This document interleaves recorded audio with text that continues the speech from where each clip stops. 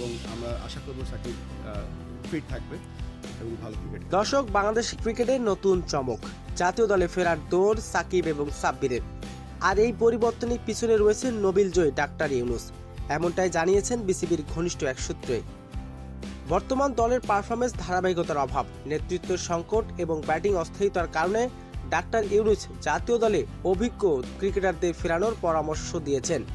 বোর্ডের একাধিক দায়িত্বশীল সূত্রে জানা গেছে, এই প্রস্তাবে ইতিবাচকভাবে নিয়েছে বিসিবির সভাপতি আমিনুল ইসলাম বুলবুল।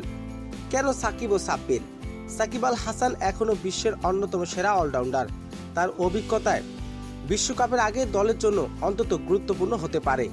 সাব্বির রহমান দেশের অন্যতম অগ্রসর ব্যাটার। সাম্প্রতিক ঘরোয়া ক্রিকেট লিগে তার পারফরমেন্স ফেরার বার্তা দিয়েছে। বোর্ডের অন্তত আলোচনা চলছে তাদের স্কোয়াডে ফেরানো নিয়ে। আর এই সিদ্ধান্ত বাস্তবায়ন হলে আবারও দেখা যেতে পারে সাকিব ও সাব্বিরকে জাতীয় দলের জার্সিতে। তো দর্শক, আপনাদের কি মতামত? সাকিব এবং সাব্বির রহমানকে আবারও জাতীয় দলে দেখার ইচ্ছা আছে? দর্শক, জানিয়ে দিন আপনার মূল্যবান মতামতটি কমেন্ট বক্সে।